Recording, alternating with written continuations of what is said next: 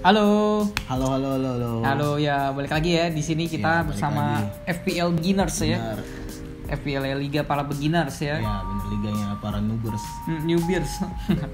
Lo kemarin kita dapat banyak kecaman nih Cam nih. Iya, tim selection kita. Wih, gila kayak kita siapa aja ya kan. Karena tim selection kita kemarin itu di bawah rata-rata, terus juga ya dari hasilnya orang langsung ngejudge gitu kan. Padahal kita milih tuh bener-bener pakai semedi berapa hari gitu kan. Kita penuh perhitungan. Penuh Kita perhitungan juga ya. iya akhirnya kan ke Mama Loren. Waduh.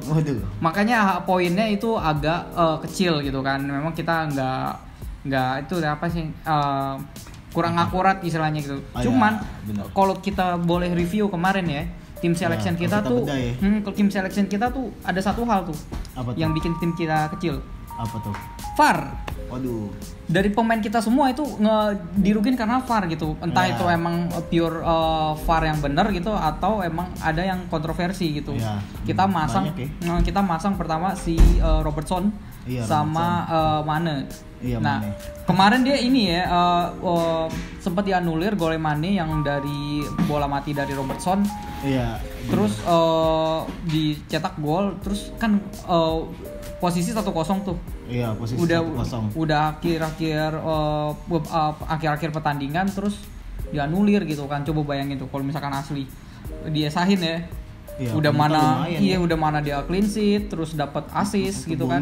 Pasti dapat bonus juga itu. Si Maninya juga bagus gitu kan. Nah, terus ada Watkins tuh. Watkins juga ampun. Dia penalti pakai gagal, gagal. Cuman dia ada kesempatan kedua tuh dapat gol gitu kan. Tapi ternyata kena VAR juga. Padahal tuh bener-bener tipis banget ya. Iya, cuman karena lengan doang. Sekarang kan peraturan dari offside itu kan bagian anggota tubuh gitu ya. Iya, semua bagian anggota tubuh. Entah pakai kaki, hidung atau sepatu. Iya, bisa jadi atau kuku lo belum dicukur nih. Jadi bisa tuh baju lo kegedean gitu. Nah, iya makanya jadi kan enggak agak gimana gitu ya. Iya, masih banyak pro kontra banget lah. Benar, makanya Watkins golnya dianulir gitu, padahal udah cantik banget tuh umpan dari target sampai masuk gitu kan. Iya benar, sebelum pakai VAR mah tuh pasti gol itu sah. Iya. Dan jelas. Yang kita pasang James juga kemarin ya. Siapa James deh? James. Iya, James. Kita pasang kemarin dia tuh 1 gol dianulir dan 1 assist dari set piece dianulir. Itu karena ketololan si Godfrey itu ya. Entah kenapa dia. Ampun, itu pemain ancur-ancuran. Iya, maksud gua dia udah tahu dia paling belakang gitu kan. Terus kenapa dia pakai berlaga mau nyundul gitu kan. Tahu gitu kan jadi wasit menilainya dia sebagai buat konten. Waduh, konten jadi kalah tim lo gitu kan.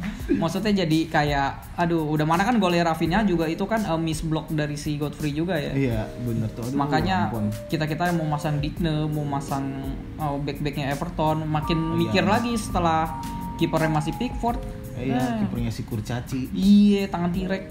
Terus backnya masih kayak Godfrey gitu, masih kurang menurut gue sih. Oke, itu aja. Main baru kan ya? Main baru. Udah ya. Dari Norwich. Terus selanjutnya kita pindah ke tim selection. Iya, tim selection kita ya. Kita rada dendam nih, kita mau ngikutin sedikit arus. Kita benar-benar semedi lebih lama lagi. Kita cari-cari web gitu. Iya, kita agak telat dulu nih jam syutingnya biar kita tahu jadwal UCL kemarin. Oke, dari kiper. Iya, kiper. Kita pasang siapa deh? Kita pasang dari tim besar ya. Karena selama ini kalau kita pikir tuh kita pasang dari tim-tim yang agak mediocre. Yang dimana kita ngarepin dari clean sheet. Tentu clean sheet tujuan utama gitu. Yang pasti save dan ya kalau boleh-boleh lagi hoki banget tuh save penalti gitu kan. Atau enggak gol. Waduh, siapa ya gol aja tuh makin langka lagi sih. Kita di sini pasang Ederson ya. Yang saat ini akan menghadapi Fulham. Iya, Fulham. Tim yang lagi di bawah banget ya. Ini yang gua lihat sih Fulham dia udah 3 game week belum pernah menang. 4 game week bahkan belum pernah menang. Terus ditambah strikernya juga kan tahu sendiri kan Mitrovic emang benar-benar performanya musim ini tuh benar-benar maksudnya sebelum kemarin menang lawan si ini kan dia kayak gitu belum pernah menang. Iya, dia belum pernah menang tuh kalau lo lihat. Tuh ya kan. Menang kemarin lawan Leicester. Iya. Sebelum Leicester kan. Iya, sebelum Leicester ya maksud gua. Sebelum Leicester kan iya maksud gua. Ya emang dia ada rekor kurang bagus juga ya kalau ketika bertandang. Apalagi sekarang City udah mulai kedalaman backnya itu udah lumayan bagus. kalau kita lihat udah agak mulai recovery, melihat Mendy udah mulai baik lagi. Iya. Kemarin sih pas Champions League pemain backnya tuh udah full tuh main. Bukan pemain-pemain yang biasa dipasang gitu, maksudnya jadi kayak ada Zinchenko lagi, ada sengaja disimpan ya. Iya, jadi back utamanya nanti akan lebih diproyeksikan untuk ke Liga Premier Inggris. Iya. Karena emang mereka masih butuh banget kemenangan di sana gitu, harus fokus banget. Terus kan di bawah 10 besar kalau nggak salah City. Enggak, City peringkat berapa? Peringkat 8 apa so? Kagak di bawah lagi kalau nggak salah ya. Perlu bentar cek sebentar. Bentar ya, cek bentar. Kita biar pasti aja ya kan. Nih kan City 11. Oh iya, peringkat 11. Nih, cuman beda 2 poin sama Arsenal yang lo ceng-cengin tuh. Arsenal mah udahlah skip aja. Cuman beda 2 poin tapi oke, langsung ke backnya. Iya, backnya kita siapa yang pertama? Fofana ya? Enggak, langsung aja ke sama dulu timnya biar Oh iya. Kita pasang Walker ya. Oh iya, Walker Peters. Walker itu KWP beda. Ya pokoknya alasannya sama karena lawannya lagi Fulham. Oh iya. Ditambah lagu Dirgat lagi dipasang. Siapa yang pasang Dirgat? Siapa? Oh, ada telepon. Nah, pokoknya kita masang Walker karena Walker agak tricky ya sebenarnya masang back City, begitu juga midfieldnya nih, sayap-sayapnya karena rotasi Pep tuh terkenal banget yang suka ngeprank kita nih. Makanya Walker menurut gua masih menjadi pilihan utama si Pep kalau untuk di sisi kanan. Iya, benar sih. Dia kayak selalu starter sih dari tahun ke tahun. Nah iya, makanya terus yang meyakinkan gue lagi dia bakal main karena pas di UCL dia full rest karena Cancelo justru yang main full. Pas lawan Porto berarti? Iya, pas lawan Porto mereka 0-0 lah, clean sheet lumayan. Tapi di sana Walker kagak main gitu kan. Jadi menurut gua memang sengaja disimpan sama Pep ya. Walker dan De Bruyne tuh kagak main. Jadi gua rasa orang-orang yang ragu masang masang Walker ya. Ini karena faktor rotasinya itu. Jadi karena kita lihat UCL nggak main aja nih, jadi agak cukup pede gitulah. Cuman nggak kaget juga kalau misalkan dia nggak bakal main juga sih. Iya sih, yang nggak tahu sih. Iya, karena Pep memang kan sesuai kebutuhan bisa strategi. Tengah dijadiin back sayap ya kan, kayak Nathan Ake tiba-tiba dijadiin back sayap, ada yang tahu kan. Sampai si De Bruyne jadi back kanan, ya bisa juga. Iya bisa, atau enggak KDB ball boy. Oh iya, masuk ke ball boy ya. Oke, back selanjutnya kita masang siapa nih? Tunggu mana sih timnya? Fofana. Oke, Fofana ya. Iya, Fofana. Dari Leicester ya, Leicester berhadapan melawan Sheffield United yang mana masih struggle banget ya untuk nyetak gol. Dia peringkat dasar ya sekarang. Oh iya, dia juru kunci di bawah Keset. Nah iya, makanya kemarin kita berani masang Furlong untuk lawan Sheffield. Hasilnya ya lumayan tuh, salah satu ya, pemain yang clean sheet lah ya. Clean sheet walaupun gak dapat bonus ya, cuman belum ada pembaruan untuk attacker dari si siapa namanya Sheffield. Memasukkan si Brewster belum terbukti dengan gaya permainan Sheffield yang lebih ke crossing dan bola udara. Jadi gue rasa Fofana ini salah satu diferensial. Bisa dibilang diferensial. Sebenarnya kita curiga apa sih, dilema juga dengan James Justin nih. Iya, James Justin. Cuman bisa jadi dia dirotasi juga melihat mereka kemarin kalah. Iya sih, bisa jadi Ricardo Pereira udah nggak ada flagnya lagi tuh di FPL dari beberapa minggu kemarin kan, cuma masih dipasang si James Justin ini. Mungkin memang lagi masih pemulihan gitu kan. Ya mungkin malah lagi pengen aja. Ya malah lagi pengen aja Brendan Rodgers-nya. Iya. Ya jadi James Justin masih agak membingungkan. Tapi ya kita harus wajib pasang back Leicester ya. Jadi kita pilih Fofana. Yang gua baca dia 2 game week terakhir ya, bahkan 3 game week terakhir cuma golin 1 doang. Itu juga kalau nggak salah yang pas Chelsea kan gol-gol akhir tuh. Iya. Yang udah pada bener-bener berbeda banget ya sama Sheffield pas musim lalu yang pas zaman-zaman si Lord Lundstram berjaya banget kan. Iya, dia itu golin, agak assist.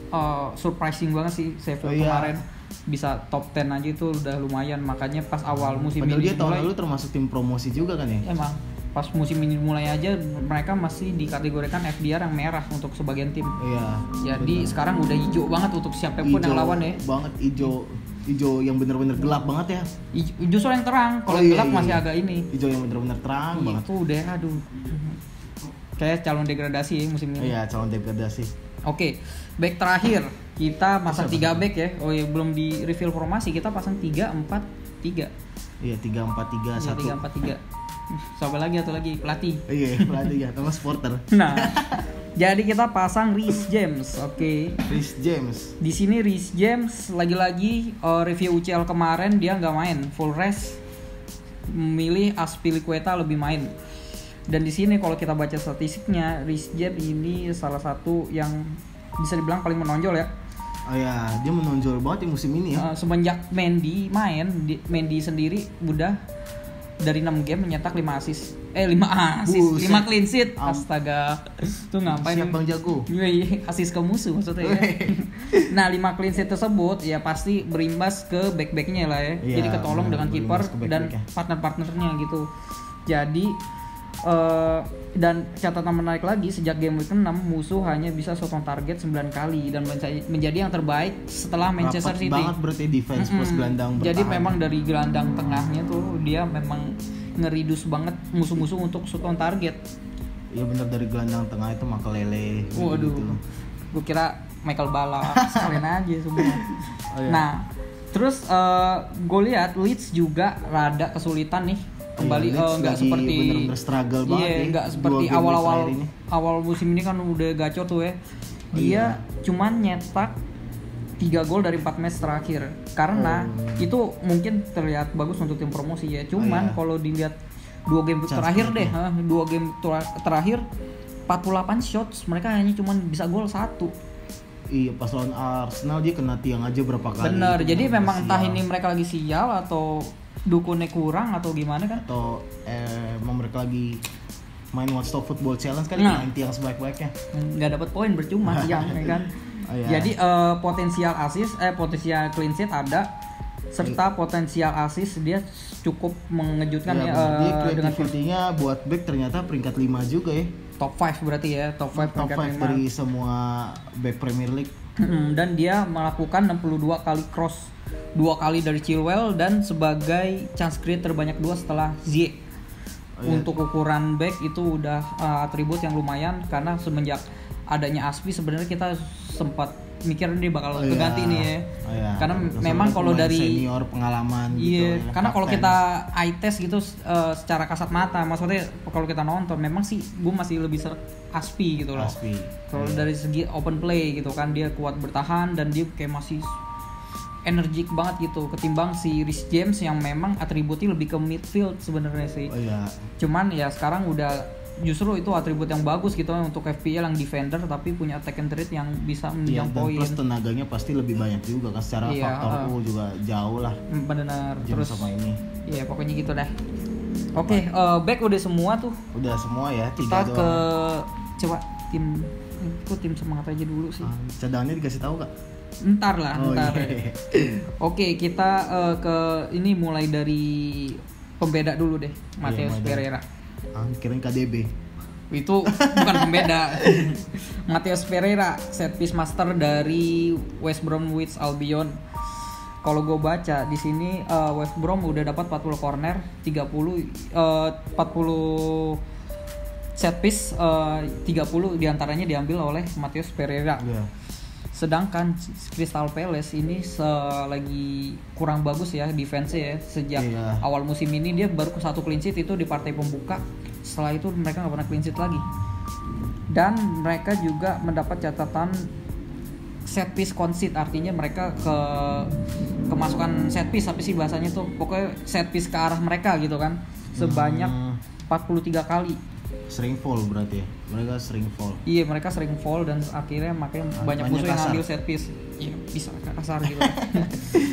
Dan 27 kali headed shoot. Makanya ini menjadi yang terbanyak kedua dari semua tim. Jadi makanan banget untuk Matheus Pereira.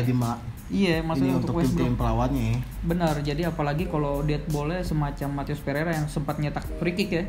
Oh iya, dia yang benar-benar gerakin West Brom banget sih. Benar. Dia yang gerakin, dia yang ngacak-ngacak, dia yang terupas.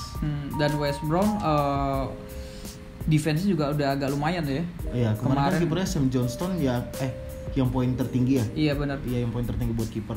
Benar, terus juga kemarin clean sheet lawan MU sama Spurs cuma kebobolan 1 masing-masing, jadi ya lumayan lah, dari clean sheet ada nambah 1 kan gitu. Iya lumayan. Bener, jadi dan kerennya lagi dia di 2 game terakhir dia menjadi yang chance create terbanyak, ngalahin Bruno dan KDB itu, ya kan.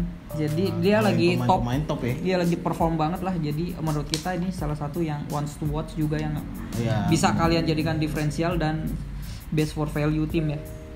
Iya, plus ditambah semenjak si Wilfried Zaha-nya nggak main, Crystal Palace bener-bener kayak formnya turun banget ya. Terbukti yang pas kemarin ya, minggu lalu yang pas lawan Newcastle kan dia kebobolan di menit. Oh iya, satu lagi pemain kita yang sial tuh kemarin tuh Guaita ya. Cuman kita pasang Guaita loh, kalau gue lihat, gue nggak nonton nih. Cuman pas gue cek udah menit 88. Terus gue cek kan BPS-nya itu dia tertinggi. Iya bener lah, pasti tertinggi kan, soalnya 0-0 terus save. Iya, belum tentu pasti tertinggi di kiper sih. Cuman kan rata-rata kalau nggak back yang CBI-nya bagus, yang clean sheet, apa sih namanya, clearance, yang back clearance gitu, block sama intercept.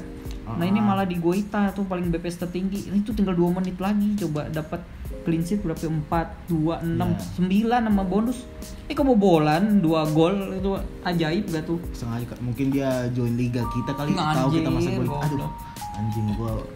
Ini kejadian pas kemarin dia menang lawan 2-1 lawan Fulham, tau nggak? Yang udah menang 2-0. Tom Kearney scores di menit 90 plus 4. Di menit 90-an apa ya? Iya, makanya tuh kayak sial banget ya si Crystal Palace di akhir-akhir di akhir-akhir pertandingan gitu. Gue bingung.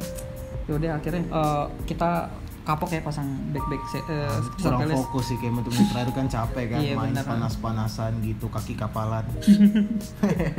Oke, terus setelah Matheus Pereira kita ada nih, lo kasih tahu ya. Ada Matheus Elneny.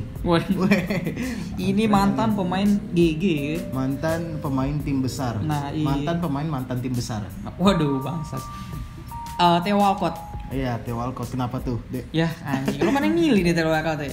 Tapi menurut kelihatan gue sih Theo Walcott ya ini bener-bener kayak hampir gak kesebut orang-orang sih. Ya gue yakin juga karena absennya Ings ya. Ings, permainan kan cedera. Lo kemarin pas MU gimana menurut lo tuh pas lawan Soton? Memang agak ketutup ya. Walcott mainnya sebenarnya lumayan sih ya. Ya sama kayak si Walcott pas di tim-tim sebelumnya lah, dia biasa bola ngacak-ngacak, cuman ya gara-gara faktor usia juga sih ya, makanya dia udah rada turun. Sekarang dia udah nggak sekenceng dulu lah.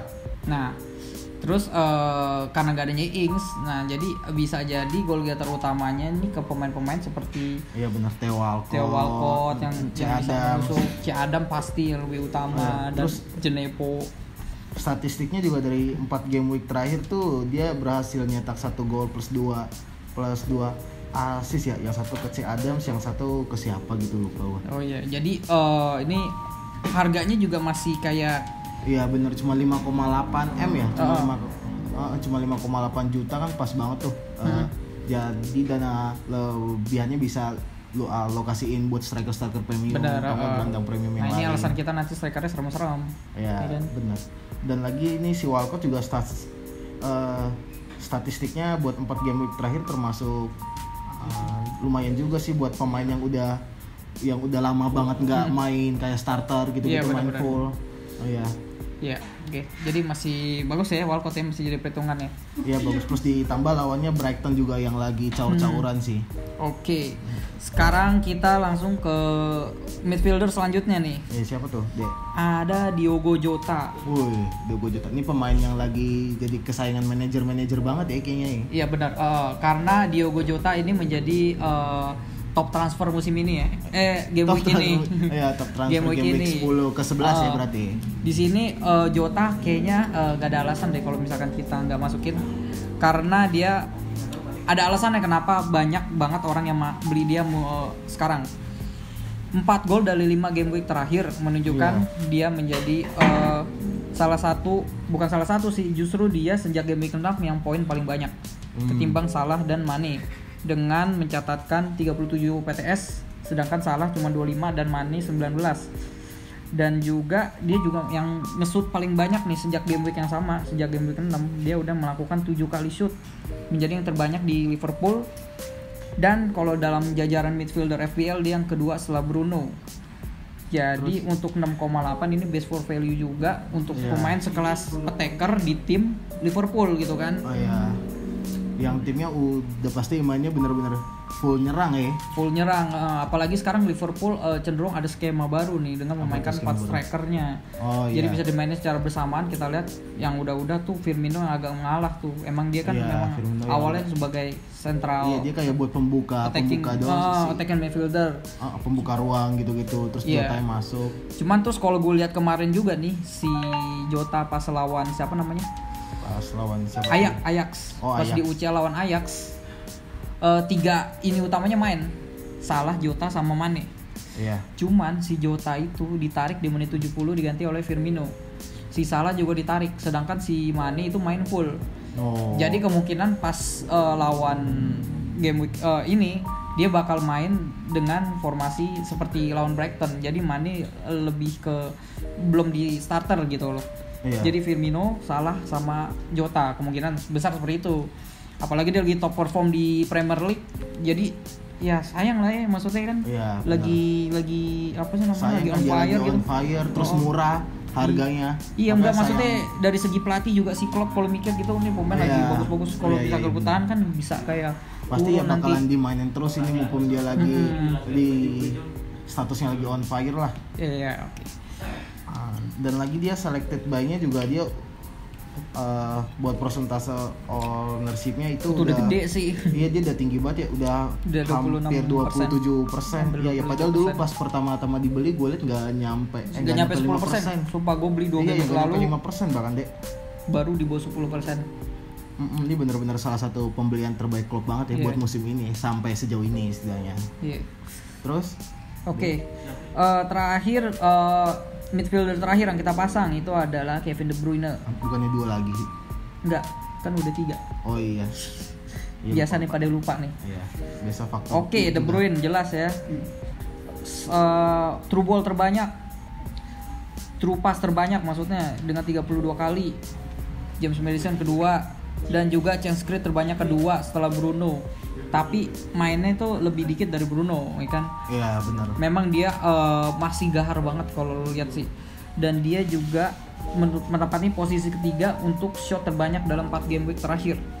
Di bawah lagi-lagi Bruno dan Bamford nih. Bamford bayangin tuh 2 shot terbanyak berarti nggak gol-gol, ya kan? Emang bener-bener Bruno Fernandes ya. Iya, oke. Dan Fulham nggak pernah clean sheet saat bertandang. Mereka sudah kemasukan 28 shoot on target, terbanyak kedua setelah Soton. 28 shoot on target, yang gol berapa tahu? Yang gol nggak tahu berapa ya, pokoknya ini nggak pernah clean sheet aja. 28 shoot on target tuh udah banyak, terbanyak kedua setelah Soton di Premier League. Kayak sarang ini dong, kayak Samsak dong. Nah iya, maksudnya jadi kayak cocok nih 28 shoot shoot iya, 28 terbanyak. Iya, shoot terbanyak. Terus tapi lawannya si De Bruyne, shoot on target terbanyak. Iya, si De Bruyne lagi ngecun dalam 4 game terakhir dengan 3 shoot on target terbanyak, 3 shoot terbanyak. Ya jadi potensi untuk assist dan untuk gol plus ada. Dia penalty taker juga. Penalty taker sekarang masih ngambil ya, nggak tahu nih nanti kan. Terus free kick taker juga. Pas kayak free kick jelas masih. Dan penalty taker juga. Makanya ngeborong. Jadi apalagi kemarin baru semenjak yang gak gol kemarin penalti ya nggak tahu juga sih. Iya, mungkin di apa sih diganti mungkin ke Ederson gitu. Kiper Pep tiba-tiba masuk. Waduh, gitu. Dan lagi nih KDB juga emang dari musim lalu nih bener-bener kayak menjadi pemain favorit manajer ya. Iya. Mungkin nggak musim ini, musim lalu. Sekarang baru melihat lagi. Iya, walaupun kemarin sempat turun kan di beberapa game week ke belakang sempat turun tuh dia poinnya sempat cuma 2. Ya, sempat cuma 2. Cuma sekarang ya gara-gara pas kemarin nyetak 2 assist lagi dia kayak jadi tinggi lagi lah. Nilainya jadi tinggi lagi. Iya. Oke, selanjutnya dari striker ya, udah masuk ke striker nih. Dari 3 striker pertama. Yang pertama agak pembeda juga nih ya. Richarlison. Kirain Joe Willock. Joe Willock main tengah. Richarlison di sini kenapa Richarlison ketimbang DCL? Karena DCL harganya udah lebih mahal dari Richarlison nih. Udah dibalap. Dan enggak itu juga sih, dan kita pengen pembeda aja sih. Pembeda juga dan DCL kan kayak udah terlalu mayoritas lah pasti. Bener, semua sekarang manajer. Tapi memang kita consider ke DCL juga. Cuman kemarin tuh Richarlison kan sempat nyetak gol ya kan, cuman dia anulir.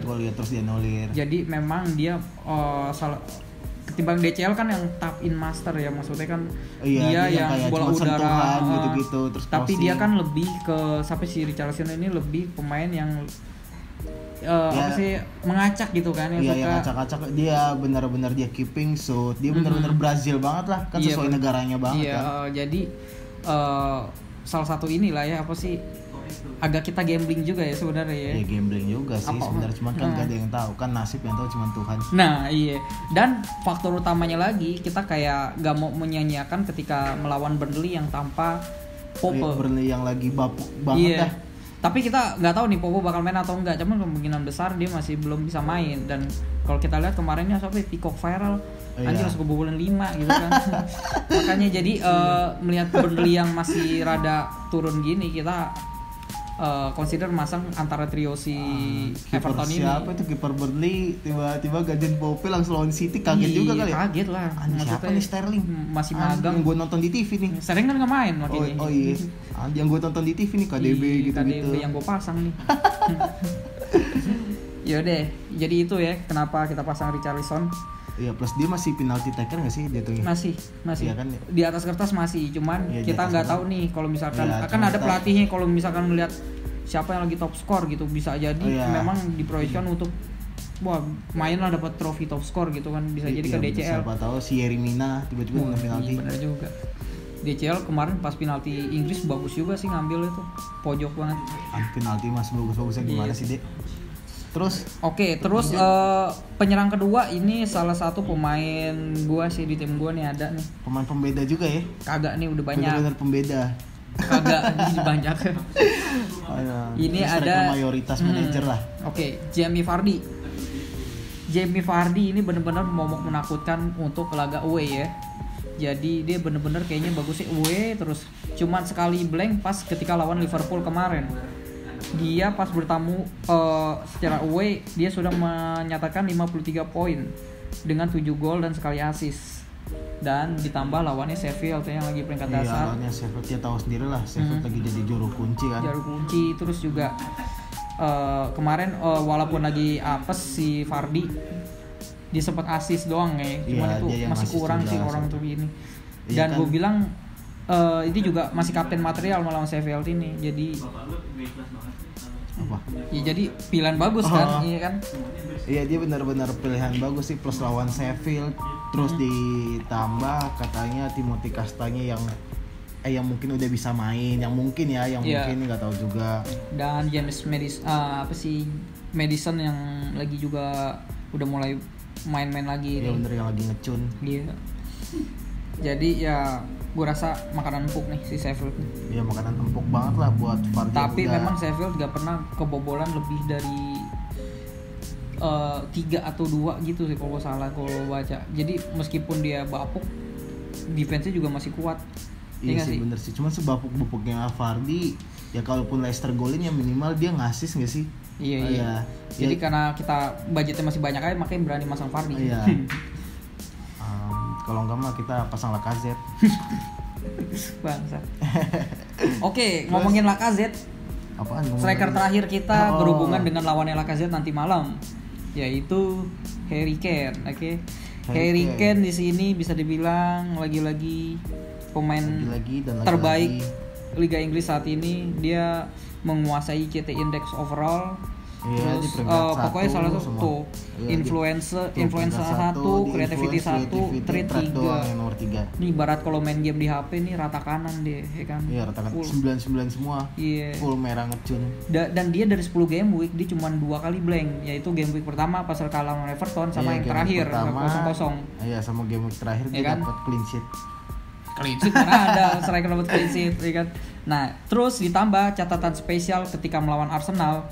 Dari 11 kali games di Premier League, dia sudah nyetak 10 gol dan 1 assist. Itu kan hasilnya jadi benar kayak satu pertandingan kayak ada 1 gol involvement. Kalau kata si Lingard mah tuh benar-benar kayak lantai berdansa banget ya. Dance floor anjing. Padahal dia kalau gue lihat begini doang, kayak tukul. Iya. Kagak ngedance deh. Iya. Dan Arsenal ya, maksud gue lagi aduh gimana sih? Tim kebanggaan lo. Lagi ngepur terus tiap tahun. Ngepur terus. Dia sengaja biar Arteta keluar nanti yang ganti Zidane. Zidane mau keluar juga. Enggak lah, mungkin Arsene Wenger balik lagi nanti. Iya bisa jadi. Toh enggak mungkin Jajang. Oh iya. Raja Gopal. Hanya Raja Gopal apa iya. Pelatih sampai Ozil masuk lagi pokoknya gitu kan. Jadi menurut gua Arsenal masih bakal bersaing lah nanti lawan. Bersaing apa? Bersaing di papan. Enggak di match ini bakal 15. Bukan di match ini bakal masih bersaing karena masih pamur gitu loh di RB North London. Masih perlawanan dikit lah ya. Dikit tapi gol gitu kan. Nah, meskipun Mourinho mainnya rada negatif football gitu kan, cuman dia kalau ketemu tim-tim gede dia pasti cenderung bertahan ya. Iya, justru kalau kayak gitu yang gue hindari itu pemain-pemain macam Son gitu, bahkan pergerakannya bakal kenceng, terus tuh sendiri back Arsenal kan. Bahkan pergerakannya pasti bakal dibatasi banget. Nah, Ken ini masih clinical banget di depan. Gue inget pas pertandingan lawan WBA tuh bener-bener mereka susah payah, tapi begitu dapat peluang bagus tuh langsung gol gitu kan. Menit terakhir bukan sih itu yang menang cuma 1-0 ya? Iya tuh bener-bener Ken tuh kalau dapat peluang sekali aja bahaya banget. Iya, jadi Ken tuh ibaratnya udah Judasnya Arsenal lah. Kalau misalnya Arsenal. Dan lagi pula dia tuh di 10 game week dia tercatat udah nyetak 7 gol plus 9 assist. Betul, bayangin aja. Di mana? Iya 9 game week, dia 9 assist. Dia assist tertinggi ya. Iya, assist tertinggi saat ini. Enggak nyangka sih kalau dia yang tertinggi. Ya padahal striker dan dia juga salah satu pencetak gol tertinggi juga. Iya. Makanya dia lagi bener-bener produktif banget lah buat sampai 10 game week ini. Cuman dari semua pemain yang kita pasang ada isu-isu yang kurang enak. Beredar. Iya, Ken katanya gak bakal main atau lagi sakit gitu kan. Ambeien katanya. Iya, bodoh. Iya. Dan yang ngomong tuh Mourinho ya kan. Maksudnya yang udah-udah kan Mourinho kan suka cywar gitu. Iya, yang udah-udah dia kan suka ngasih berita-berita enggak enak gitu kan. Si Son lagi campak rubella, si Ken lagi Covid atau apa gitu kan. Toto main semua kan. Nah, makanya gua rasa kemungkinan besar masa sih pertandingan sekelas bergengsi lawan Arsenal gak dimainin, masih pasang Vinicius atau siapa lagi.